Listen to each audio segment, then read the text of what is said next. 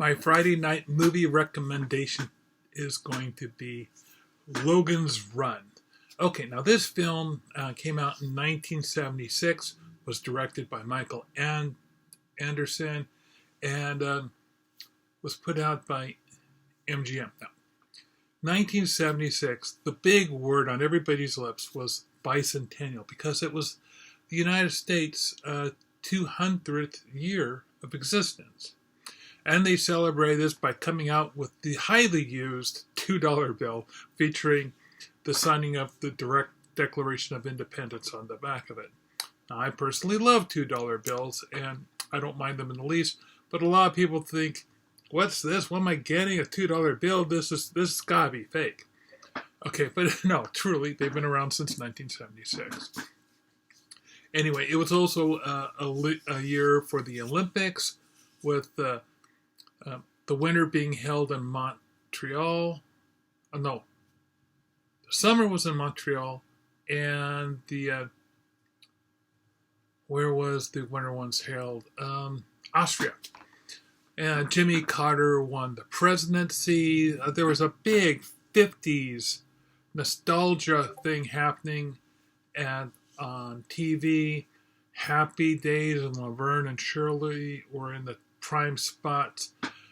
New to the TV lineup was the Bionic Woman, which was a spin-off of the $6 Million Man, and also The Muppet Show.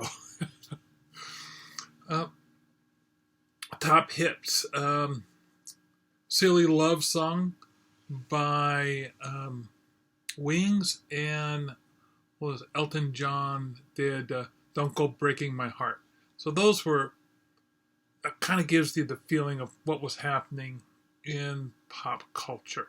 Now, back in 1968, Kubrick came out with 2001: A Space Odyssey, and also there were Planet of the Apes also came out.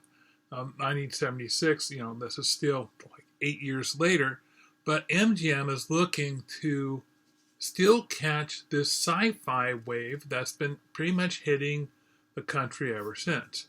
So they came out with this dystopian future film, which, how can I describe Logan's Run? Well, imagine Studio 64 with the sex and the drugs and the carefree, it's never going to end glam, but with a very distinct, oh yeah, this is all going to end timer on the end of it.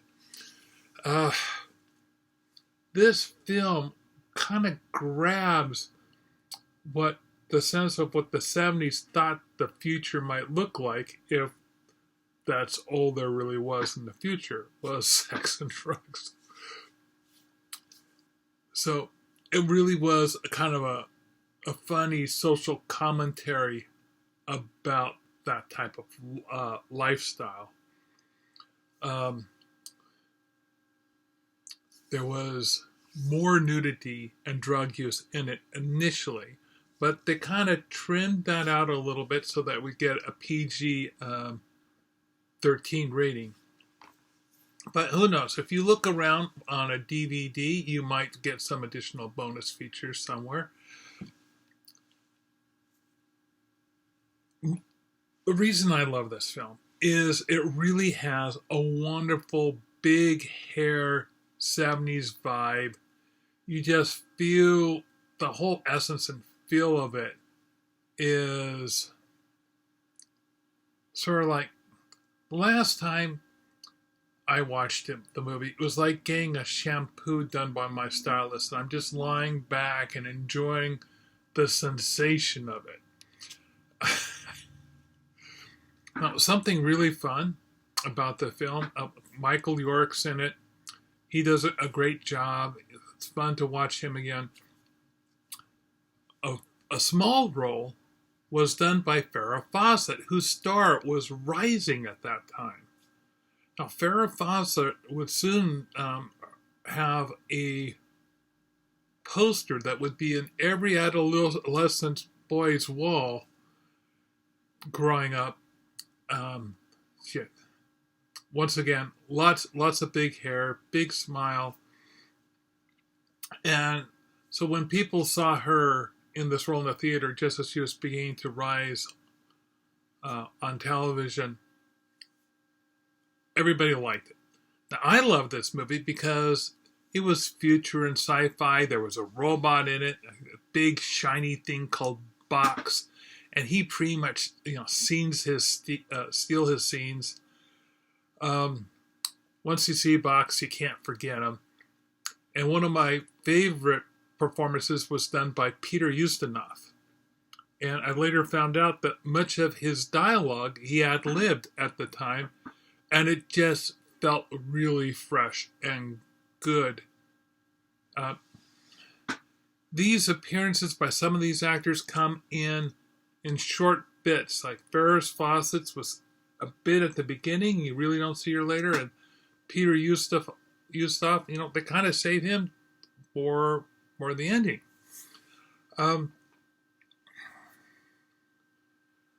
Some of the critics didn't like this film.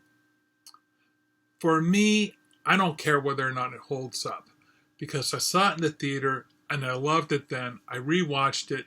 I still love this fun fantasy dystopian future film with a big 1970s vibe to it. I mean, it's just a lot of fun.